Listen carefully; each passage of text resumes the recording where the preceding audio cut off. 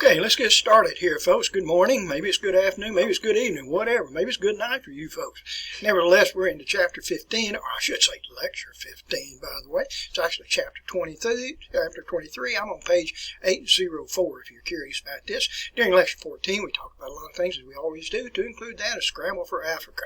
I hope you enjoyed that subject. I find it to be rather fascinating. And then one of my most favorite topics in this course is the Boer War. And it's always interesting to study about those Dutch farmers, those Afrikaners, if you will, the Boers, the Commandos, Louis Botha, and so forth. Alrighty, and anyway, we also went into the Second Industrial Revolution. Differed quite a bit from the First Industrial Revolution. We had now steel instead of iron. We also had electricity. We had chemicals that were associated with this period of time. Toward the end of the class period, we mentioned that of Louis Pasteur, developed a purification process of pasteurization. We also talked about Robert Koch with his germ theory of disease. It's actually the germs that cause the disease, not the disease causing the germs, if you can figure that one out anyway. So let's go into today's lecture here, folks. We're going to begin this section here talking about the Second Industrial Revolution, continue with that, see what's going to take place. Some of these events will take place in the United States, and some of them will take place in Europe. But we're going to kind of blend those a little bit because we do get shared industrialization, if you will. And then we're going to move on to some of the challenges of the middle class. And some of that might be quite fascinating to you. Some of you might find it not to be so fascinating. So anyway, what I want to do here, folks, let's talk about automobiles for a second, cars for a second here, and then we'll move into airplanes, some of the other conveniences of the Second Industrial Revolution. So let's go to my camera here, folks, and let me mention to you about automobiles. And a couple of things to say here about Europe, particularly that in Germany. You may be familiar with an individual, or at least a name here, by the name of Benz, like Mercedes-Benz. But nonetheless here, Carl Benz, and I don't have a likeness of Carl Benz, developed the first, shall we say, automobile, internal combustion engine automobile, developed this in 1884. Otto Daimler happened to be another individual. If we go to the United States here, we had some of the early explorers. If you were taking my U.S. history class, not early explorers, early developers, if you were taking my U.S. history class, I would hold you responsible for Frank and Charles Duryea. We get a little bit of a controversy on this. When did they first develop their car? Most people will concur it was about 1893. This was done so in Springfield, Massachusetts, by the way. And I think they ended up developing about 13, 14, 15 cars, before they hung it up, so to speak. The name is pronounced Duryea. Not going to hold you responsible for that. Henry Ford, people think in our country, Henry Ford developed the first automobile, and he did not.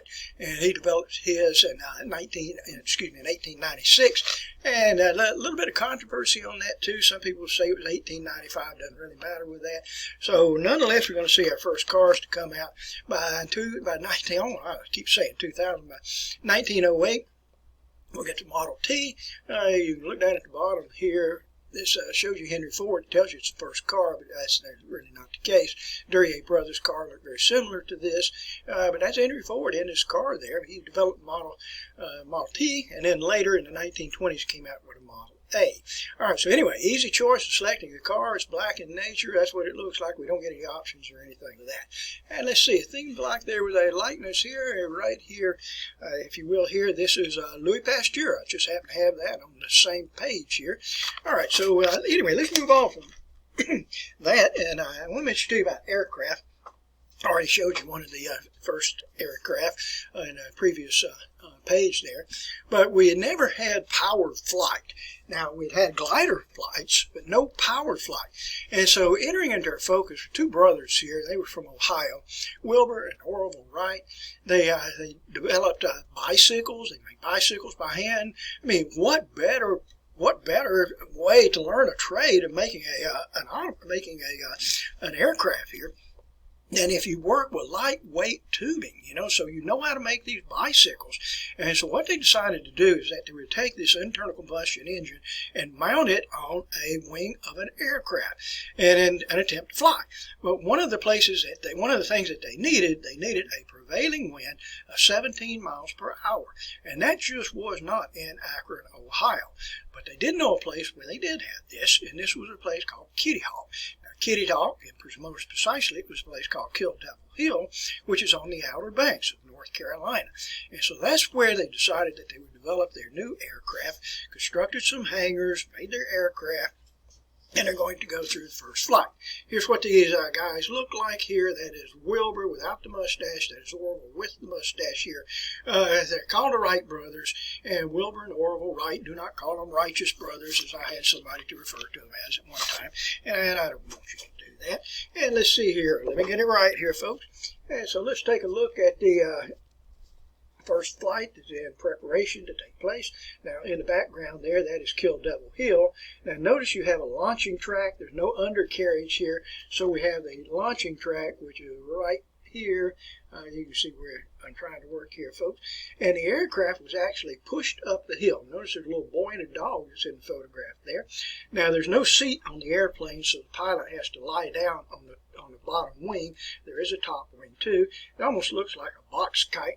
And so, anyway, they're going to draw straws for this, and Orville lost the first straw selection anyway, and Wilbur got the opportunity to attempt the first flight, and when he did so, he oversteered and steered the wing into the sand, and so he lost the opportunity, and now it goes to Orville, and you can see Orville there lying on the bottom wing there. This first flight, which will take place 12 seconds, they flew 120 feet, but it was first power flight, and the individual running beside the aircraft there, get it up, that's Wilbur, who was trying to encourage Orville to get it off the ground there. They actually made 4 flights that first day. The longest flight lasted for, I think it was 52 seconds, flew 852 feet. But nonetheless, that's going to pioneer flight. The aircraft will begin to improve. It's kind of a fun place to visit if you want to do so, run by the National Park Service. They've reconstructed some hangars, or last time I was up there, they had, this is what it looks like right here. That's what it looked like with Wright brothers, and it doesn't look a whole lot different than that today. Here's a kind of improved model here to the aircraft. I know you get tired of looking at all this, but the prop, if you will, the propeller, did not really rotate all of that fast with that. Okay, so I could go on and on with more of those folks, but we are using our valuable time, so let's see what else is going to be developed during this period here. Let's see, bicycles to come out, clocks are going to come out, household appliances to include refrigerators, vacuum cleaners, washing machines will all come out at this period of time. And I'm talking about late 1800s, early 1900s. We get sewing machines. Sewing machines will be developed here. One of the individuals so closely associated with this, a man by the name of Isaac Singer. I always ask my students, come on, think about this, Singer. And what does that ring a bell with you? Of course, we're talking about I Am Singer and Company. These are sewing machines here. And an individual, an entrepreneur, could buy 5 or 6 of these, hire 5 or 6 young ladies here and have them work in a sweatshop, and they can make garments for you. All right, so anyway, we can also sell the sewing machines abroad. You can sell those in China and other places such as that. All right, let's see what happens on this same period of time. We're going to see button holders, lace makers, leather stitchers. This is for shoes now, which will come out during this period. All right, shall we move on here, folks, as we move through our slides, and let's see what else is going to take place during this time. We'll find that there will be other challenges to the middle class to take place, and it seems like I missed a page here someplace, and I did miss a page here, and here we go. And we'll find that industry and expansion. Industry will undergo expansion and consolidation. Industry, say for example, here we have steel industry. They begin to produce more and more plants. They will undergo consolidation, if you will, trying to eliminate all of the, shall we say, challenges to them in the form of rival companies, sell stock to the public, if you will. Social Darwinism, that was a phrase that was used during this time here. I want you to think about this for a second here. In very short seconds, we're going to be talking about Charles Darwin, whether you like it or not. But in this idea of social Darwinism, small owners are actually squeezed out of business by the large owners. All right, so let me give you an example here, and I'll talk to you about Jasper, Alabama. I'm a little bit older than most of you folks, so I can remember Jasper when we actually did not have a bypass. I remember when the bypass was finally constructed. And if you went down the bypass, you found such places as, we had Bargaintown, we had G.C. Murphy. You're probably not familiar with G.C. Murphy. If you went downtown Jasper, where the Rowland Suites are, where Black Rock is today, Johnny Bruce goes. That was where a Woolworths was, where the Rowland Suites was, with V.J. Elmore's, and they were all kind of like Dollar General stores, if you will, and 5 and 10 cent stores. That's what they referred to them as. And when's the last time that you saw Woolworths? Well, you haven't. When's the last time you saw a V.J. Elmore? Well, you haven't. And I doubt you ever saw a G.C. Murphy unless you're close to my age here, folks. And what happened to those stores? Well, they were swallowed up. You know who swallowed them up? Sitting right up there on that bypass here, folks, that is called Walmart. That is Walmart. And Dollar General would too. Now, that's what I'm trying to demonstrate to you folks with social Darwinism. Survival of the fittest in the workplace. The little guy gets squeezed out here. Well, that's just capitalism for you here, folks. But we will move on from there. I almost gave you another phrase. I didn't want to give it to you right at this very moment. All right, so waste was eliminated in the factories here. Efficiency improved. Efficiency was stressed. Workers were expected to produce more and more with less and less. You would be paid by the piece. Now, I want you to think about this for a second, because I've had some of my students to fall into my trap with this. Would you rather be paid an hourly wage, or would you rather be paid on how many pieces of material that you can produce? And a lot of my students will say, I want to be paid by the piece because I work hard and I can make more shirts there. But I want you to stop and think about it. When you sit there for 10 years and you're working at a furious rate trying to manufacture shirt after shirt after shirt after shirt, I think you're going to get kind of tired of that. And for most individuals, they will settle for an hourly wage. That's what they would prefer to do, and I bet you would too if it was in the long run with that. All right, so we will, likewise, I didn't write this down for you here, folks. We will get into what's called time motion studies. Every step in the manufacturing process will be timed so that you know exactly how long it takes to produce a particular or perform a particular task. And what I do, I have for my students here, I bring out, and if you have me face to face, you'll have an opportunity to do this. Otherwise, you're just going to have to play along with it.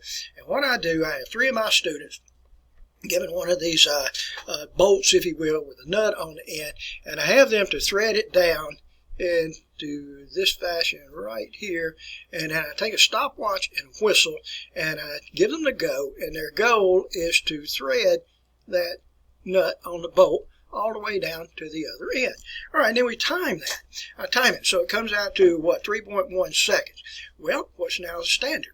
If that is your task in an industry, what is the standard? It's 3.1 seconds. So if you're a worker at that time and it requires you 4.2 seconds, I can replace you, and I can find somebody that will do it in 3.1 seconds, or better yet, I'll find somebody that can do it in 2.9 seconds. And those are the individuals that get hired. That's called time motion studies here. I don't believe that you want to be under that pressure. Okay, we will also, big business at this time, will undergo vertical consolidation, horizontal consolidation. You know what I'm talking about with that? Vertical, this way, horizontal. Vertical is this way, horizontal is this way, such as that. So try to follow this, and I'm not going to hold you responsible for it. In horizontal consolidation, I should have given this first, but in horizontal consolidation, we buy out all rivals. I'll use an example here. We have Drummond Coal Company, and I can remember when we had Cobb Coal Company, Twin Pines Coal Company. You don't hear of those companies anymore because they've all been bought out. Somebody bought them out, or they went bankrupt with that too. So if you buy out all of your rivals there and there's no competition, that is horizontal consolidation. And that's what people like Andrew Carnegie would do, but they would also take it a little bit further to include that of J.P. Morgan. And instead of buying out your rivals, why don't you buy everything associated with that industry? If you have Andrew Carnegie, for example, here, and we're manufacturing steel, why don't you buy out the railroads so that you can transport your steel that you manufacture? Buy out the iron mountains. All right, so in other words, everything associated with the industry is purchased by the management here. All right, so what I would ask you at this point, what do we have a tendency to produce when this takes place? And we produce monopolies. And we get such monopolies here in the United States as J.P. Morgan with U.S. Steel, Cornelius Vanderbilt with the railroads, John D. Rockefeller, Standard Oil Company, Andrew Carnegie with the Steel Corporation, who actually sold out to J.P. Morgan, incidentally.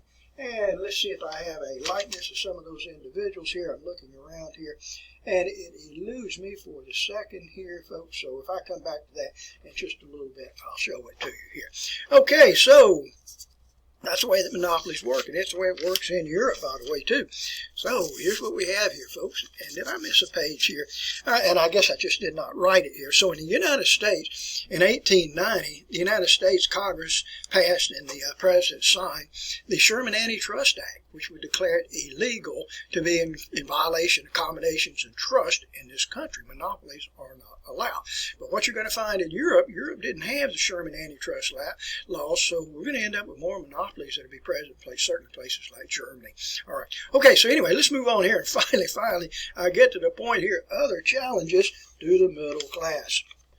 All right, and let's begin our discussion here, folks, with a controversial subject here, which is called evolution. Evolution. Most of you probably have heard of it before. Walker County is a rather fundamentalist county. Some of you probably are from Walker County.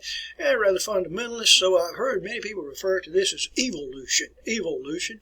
In all the years that I taught biology here, friends, and I taught biology, 3 years of high school, and then I taught biology, for 22 years, 23 years here at the college here. And never once did I get into evolution because it's an unwinnable subject right there. You're not going to convert anybody one way or the other, even though we do have faculty here at the college that do insist upon teaching evolution. I'm sure you probably have had that wonderful experience, either pro or negative on that, whatever the case is. But anyway, let's go back to the idea of evolution. Evolution, by the way, the ideas about it have been around ever since 6th century anyway. So it's been around for a long time. We had one individual here, I think it was 1809, I did write the date here for you, a Frenchman by the name of Jean Lamarck. And he developed the ideas of acquired characteristics. So follow along with me. In other words, if we take body parts and we use those body parts more often, then we can pass those traits along to our offspring. Let's say, for example, here, and I'll go back to me so you won't have to look at acquired characteristics. Let's go back to me for a second, and let's just think about something. Arnold Schwarzenegger, and I like Arnold Schwarzenegger, bodybuilder. He's not an American. Well, I guess he's an American citizen now, but he was not born in the United States. He's an Austrian, by the way. All right, I like Austria. Fun place to visit here. Worked on his body, built his body up. I'm not going to show you my torso because I'm nothing like Arnold Schwarzenegger. But let's just say Arnold Schwarzenegger is body built all of his life here, bulging bicep, bulging pectoral muscles here, lats and the whole thing. And I don't know what I'm talking about here, folks. And Arnold Schwarzenegger has a son. When that son is born, will that son have bulging biceps, lats, and pecs? Will he have that? And the answer to that is, of course, no. He will not have that. So we really don't accept the ideas of acquired characteristics here. But let's move on into another individual. And this is where we get quite controversial with a person that I have the greatest admiration for. One of my favorite individuals, by the way, and his name is Charles Darwin. Charles Darwin, born in 1809, the same year that Abraham Lincoln was born. And Charles Darwin, who went to school at the University of Edinburgh, that is in Scotland, by the way, and had ambitions to be a lawyer, but he changed his focus, or ambitions going to medicine. His father was a medical doctor, and he changed his focus, and he went into biology. I always had, great pride in being a biologist myself anyway. Here's what Charles Darwin looked like. I think I'll show you a later likeness to the guy too. And what I admire so much about Charles Darwin is his observation abilities. And that's what makes a good biologist here, folks. And really, I'm a biologist. I've told you repeatedly here, folks. And if you're a biologist, you observe things that other people don't see. It's like your own little world. And I pride myself in that. I see things that other people don't see. I can sit in the classroom here and lecture to you good folks here and watch a cardinal fly by or watch a blue jay fly by. And nobody else sees that. Nobody sees that. If I take a walk down a dirt dirt path here. I see the salamander, and I see the anole. I see the lizard that you did not see. I see the fall migratory butterflies that you never took notice of. And I'm not bragging about myself by any means here, but I'm just saying that biologists are unique, and they have their own little world of that. And that's what's so good about Charles Darwin. Well, he took some of the ideas from his grandfather, Erasmus Darwin. And as it turned out, Charles Darwin was a science officer in 1831. I think it was a 5-year voyage, and it involved a ship, and this ship, which was called the Beagle. And this Beagle left out of England. It was a voyage that went all the way around the world here. Now, I don't have good maps behind me, so I'll just have to kind of let you imagine this, folks. So what Charles Darwin did as a science officer, when the Beagle, the HMS Beagle, sailed across the ocean and landed in South America, then that's when Charles Darwin began making his biological observations. And he would see plants, animals, particularly birds, and he would note those species, note those species and the characteristics of them. Further down the South American coastline, stopping at another place like Montevideo or Buenos Aires, and he would go ashore, make his observations of plant life, birds, and animal life that was present there, passing through what is now called the Darwin's Channel, which is down near the Strait of Magellan. You can go there today if you wanted to cruise through those areas. Viking cruise lines pass through there, and many others too. And going up the Pacific coastline here of South America, that would be the western Pacific coastline, stopping at the Galapagos Islands. And I don't have maps that I can show you where the Galapagos are now, but it's owned by Ecuador. It's a fun place to visit. It's like a going back centuries and centuries, 1,000 years in time here, folks. It's a place in which time just stood still. And when you go there, I'm telling you, good folks, because I've been there. I've been there, as no one I'm talking about with that. You find lizards there, these large iguanas, land iguanas, marine iguanas. These are iguanas, lizards that actually live in the ocean itself. You find seals that are present there, sea lions that are present. They have no fear of man because there's never been any predator that would install fear within these. I'm not kidding. It's like a place that just where time stood still. And Darwin, present on the Galapagos Islands there, was making many observations. He was observing all these similar bird species, but each of the bird species had different niches. In other words, they occupied different places in the avian society there, making careful observations of this. And he would stop at other places, around the world during these voyages. So it makes him start thinking, what makes all these species different? They all look alike, or many look alike, but we have all these different species. And so what he did, he came up with some ideas, and much of this was copied by his grandfather here, folks. And it involved, and he actually wrote this book here, which was called The Origin of Species. And let me get a copy of it right here. Here's what it looks like. The Origin of Species by Charles Darwin. A little bit thick there. That'll take you a few days to get through that. And which he was opining, if you will, in his own mind here, that evolution actually is a result of natural selection. We have certain species that have better characteristics. They can run faster, they are taller, whatever the case is. And what he came up with was his idea here of strongest of the fittest, natural selection. Nature always produces more species than that can survive. So those that are stronger, those that have the variance here, will survive, and they can pass those characteristics on to another generation. Well, most people really don't have a real problem, I don't think, here, with the ideas here of natural selection and strongest of the fittest. But then Darwin came out with another book, and this book came out in 1871, which was called The Descent of Man. I don't even have it on the cover there. It's not even on the side right here. This book is actually a combination of The Origin of Species and The Descent of Man. And it was here where Darwin made his suggestion here that humans descended from earlier forms of apes, primates, if you will. And that's where people have a big problem with that here, folks. So I'm not going to beat this up to death here. It sounds like I've already beaten it up to that. Okay, so survival of the fittest here, strongest of the fittest. And another individual, 1900, Hugo de Vries, a Frenchman, said, no, it's not a natural selection, strongest of the fittest. It's not variations, variants, if you will. Evolution is actually caused by mutations. It's caused by mutation, where we have a species that mutates something, and interbreeds with a species that have mutated something similar, and then that produces the mutation that can be passed on.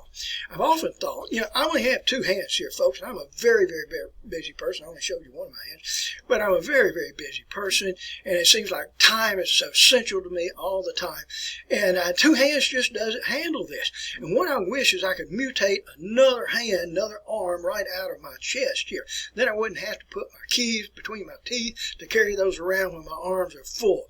Wouldn't that be a great, great mutation to have? Have a third arm that comes right out of your chest here. I think it would be pretty good with that. Okay, so let's move on here, folks, as we continue with this exciting subject. And another individual, and this individual's name is Thomas Henry Huxley. Thomas Henry Huxley, sometimes recognized as Darwin's bulldog. I'm looking around the room to see if I have a likeness here of Thomas Henry Huxley, and I do, by gosh, here it is right here, and I'll share that with you. And there he is right here. This is another likeness here of Charles Darwin here, and Thomas Henry Huxley, sometimes referred to as Darwin's bulldog. I wish you would recognize that. And for Thomas Henry Huxley, he could find no association between religion and science. And he argued here that there's no evidence of a God. There's no evidence of a God. And Christianity is a compound of some of the best and some of the worst elements of paganism and Judaism. Christianity is a combination of some of the best and some of the worst elements of paganism and Judaism. He also developed this idea of agnosticism. If you literally translate the word here, folks, agnosticism, if you ever see G-N-O-S, it means knowledge. If we place the prefix A means without. So without knowledge, we just don't know. An agnostic, we just don't know. Neither the existence of God nor the ultimate nature of the universe is provable. All right, that's according to Thomas Henry Huxley, Darwin's bulldog. Okay, moving right along with some of the challenges that will face the middle class here. Many people accepted the idea of social Darwinism. I'm not talking about survival of the fittest here in the workplace.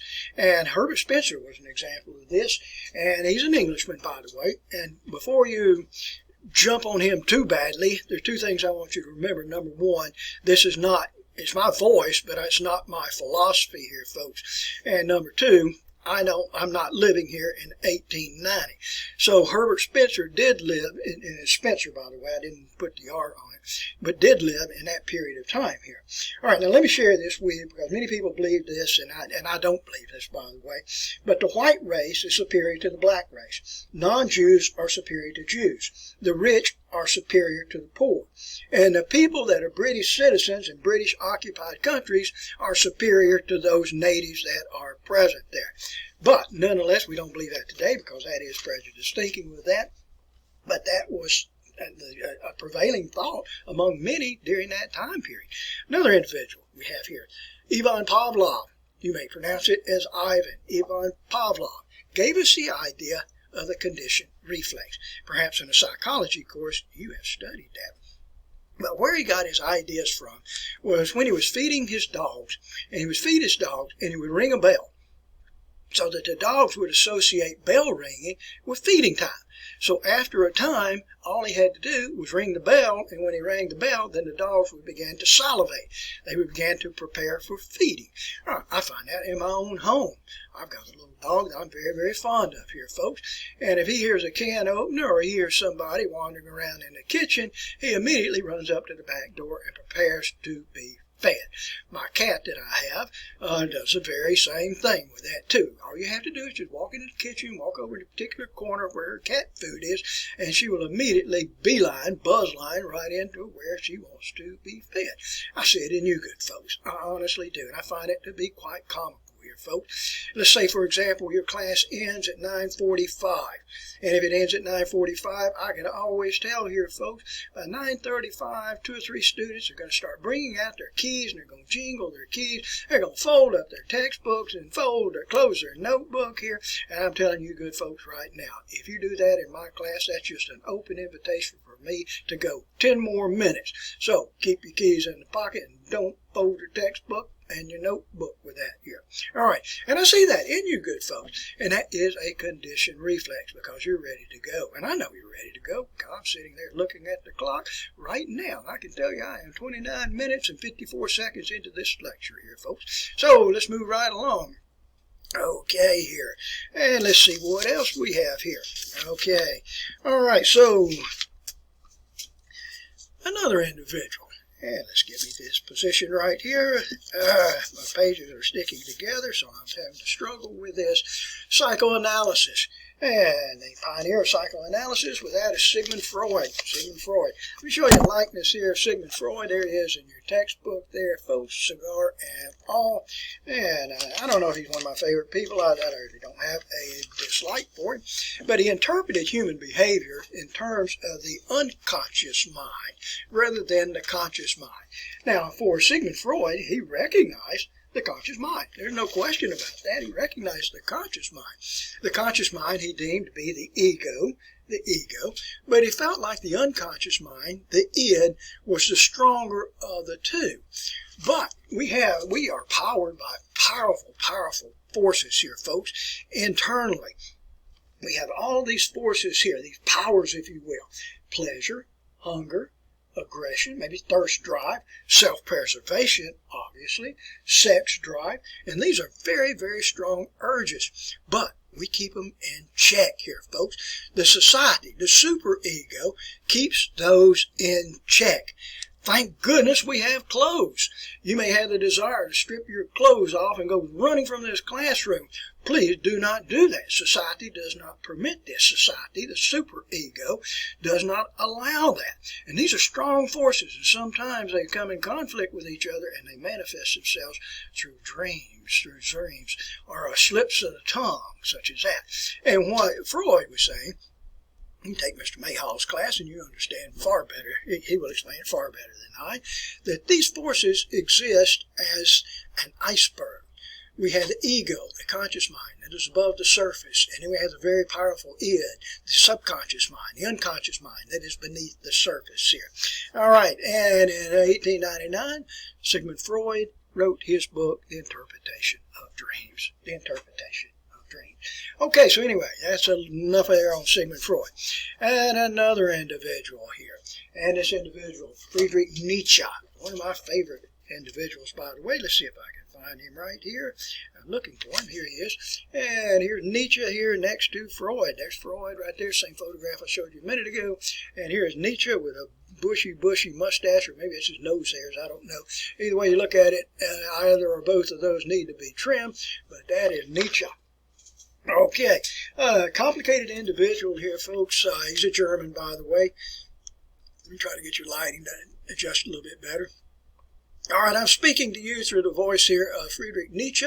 You can gain control over your life here, folks. What you're going to have to do, though, you have to forget this idea of service to society. Forget this slave morality of Christianity. Will to power. Become the Dionysian man and create your own values. And you can do this. You don't have to rely upon the thoughts or the influence of other individuals. In Christianity, neither morality nor religion come into contact with reality at any point, according to Nietzsche. There is not enough love and kindness in the entire world to give any of it away to an imaginary being. You'll just have to think about that for a while. That is Friedrich Nietzsche. Okay, so let's move right along here. Some of the pieces that he wrote here, folks. Thus spake Zarathustra, beyond good and evil, on the genealogy of mind.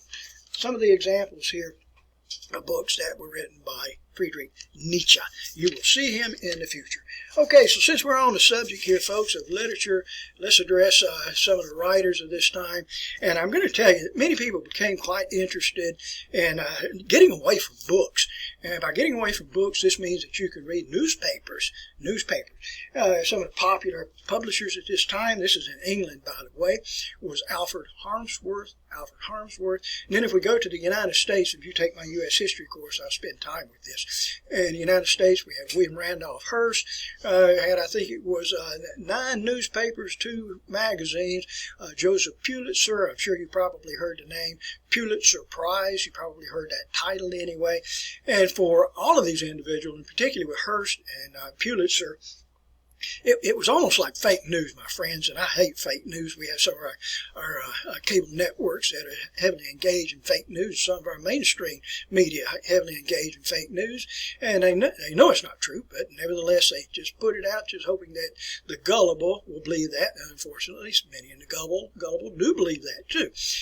But bold, sensationalistic headlines, designed to make you buy the newspaper. National Enquirer happens to be an example of that too. Shall we move away before I get too wrapped up in that subject?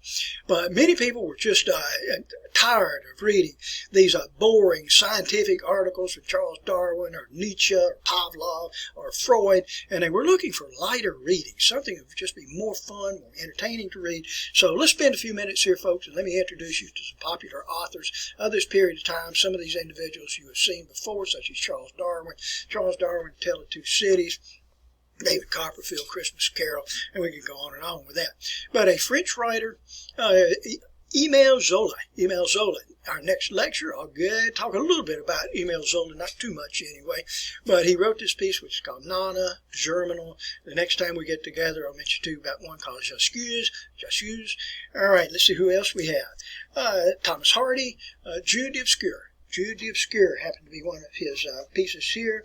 The Return of the Native, Tessa de Dubervilles would be another one here. Another author of this period of time, Heinrich Ibsen, who wrote a number of pieces. How many did I write down here? A Doll's House, good story. Ghost, good story. When We Dead Awaken, The Enemy of the Republic, The Wild Duck, Hedda Gabler. I can give you a statement here, quotation here from Heinrich Ibsen. And he was from Norway, by the way. A minority may be right, but a majority is always wrong. All right, moving on. Another good writer from this period of time, who was a Russian, Ivan Turgenev. Wrote this book here, Fathers and Son, and it talks about the generation gap between fathers and son. It seems like we always have that ever since time immemorial here. Let's move on with some of the other interesting writers here. And this writer, and I like this individual too. All right, pronounce his name like Fyodor, last name a little bit challenging to process here and pronounce here, folks. Dostoevsky, Fyodor Dostoevsky, Crime and Punishment, The Brothers Karamazov. And one of the things I remember so well about Fyodor Dostoevsky is that he was in prison for a period of time in Peter and Paul Fortress in St. Petersburg. Now, our next time that we get together, I will talk to you about Peter and Paul Fortress. I'll show you a photograph of Peter and Paul Fortress. You remember the Decemberist movement that we addressed a couple of weeks ago anyway? And I told you about the guys who the ropes broke when they hanged the guys, and they were all lynched a second time here, and they were buried over at Peter and Paul Fortress. Well, Fyodor Dostoevsky actually was in prison there, and he actually survived. And that was just one of those places, if you were ever checked in to that prison at Peter and Paul Fortress, you never check out. But he was one of the very, very rare few people that actually lived to survive a sentence there, a term of incarceration there. Okay, let's see who else we might have here associated with this period of time. He wrote The Brothers Karamazov, if I did not mention that to you earlier. Here's another individual. You may be familiar with him. I'm trying to find a photograph of him in your textbook here, folks. And this individual is Leon Tolstoy. He is a Russian, by the way. He is best known for writing this piece here, which is called War and Peace. And here's a likeness of him right there. Yeah, it kind of looks like a bomb to me, quite frankly. I didn't mean that to be ugly, of course. But Leon Tolstoy, War and Peace, which is about Napoleon and the War of 1812, if you want to call it that anyway. He also wrote Anna Karenina and Resurrection. resurrection. Okay, so let's take just a second here and address some of the authors of this period, some of the artists of this period of time. And my page here is exceptionally long, but many of the artists of this period were Impressionists. That means to paint only what you see. Just keep it real, only what you see. And I'm going to contradict myself right off. One of the individuals, Pablo Picasso, was involved in what was called Cubism. And often what we would see with this is distortion or even dismemberment. I'll show you a likeness here of some of these authors in just a few seconds here. Artists, I don't know why I keep saying authors, but I'll show you a likeness of some of those individuals in just a few seconds. And we also have some in your textbook too. Again, we have Pablo Picasso, Claude Monet, very accomplished French painter, Auguste Renoir, French painter, Paul Cézanne happened to be another one there. He's French too. Paul Gauguin. Here, perhaps you've seen some of their works before. Gaugin.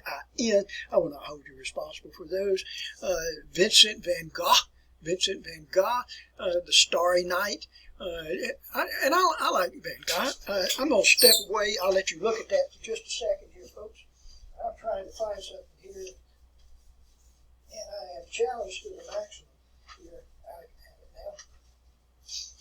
Okay. Now, pardon for that interruption. I had to step away from my camera for just a second. And here's some examples here of Van Gogh. This is in a place here which is called Auvers-sur-Oise. Auvers-sur-Oise is present in France today. Notice that painting there that is on the pole. And that painting was done by Van Gogh in painting that church. I know you think I'm pronouncing that crazily here, folks, Vincent van Gogh, but that is the proper way to pronounce it. Some people in our country pronounce it Van Gogh, and that's just not the way that he pronounced his name. Troubled by thoughts in his mind here, folks, and broken romances, and unfortunately he ended up shooting himself and taking his own life. If you go to this city here, Auvers-sur-Oise, you can actually go inside of where his tiny little apartment was, and that's where he died. He did not shoot himself there. And if you go right up the hill from the church that I just showed you there, you can see the burial site there of Van Gogh, and also his brother. His brother's buried right next to him. Anyway, so that's kind of interesting. Let's see who else we have here. Henri Matisse. We also have a type of artistic style which is called symbolism to intensify the experience. One of the best known ones here, Edvard Munch with the Scream. Most of you recognize that. We'll probably see that at Halloween. We always do, it seems like here. Here you can see some examples here. Here's the Scream, which is down here by Edvard Munch. And let's see here, who else here? We have Gustav Klimt. And this one here, you go up to the top here. I think these are I think one with Pablo Picasso. Picasso is over on this side. And we have Henri Matisse, The Joy of Life, which is present on that side here. Okay, so anyway, and that kind of brings us up to speed here, folks. And I think you're probably tired of listening to me, and I'm not tired of talking because I could do this all day long here, folks, but I know you get worn out with me, and I've been at it for almost 43 minutes here. You've got other things to take care of, folks. Remember now, this is lecture number 15. We have 16, 17, then we have our second examination. So start staying up with this material. You should always stay up with this material. Okay, thank you very much.